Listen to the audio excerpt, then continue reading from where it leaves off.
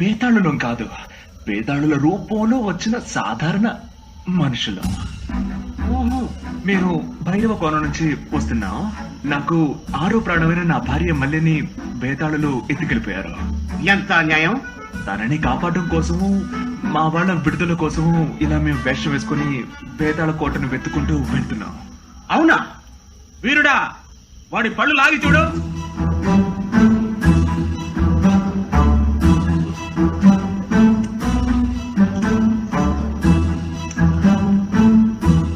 ఇంకా నయం, అమాయకులను చంపేసి ఉండేవాడు. ముందు ఆ ముగ్గురికి కట్లేపండి. శభాష్ బిడ్డ, నా కూతురికి మధుగుతులైన మెదడు గుస్తుంది. మరుగుజుల మహారాజు, నా పేరు ఘటోత్కచ. ఇది నా భార్య భల్లూక సుందరి. ఇది నా ఏకైక పుత్రిక రత్నం, పేరు జంబలకడి తమ్మ. ఆ పేతాళులు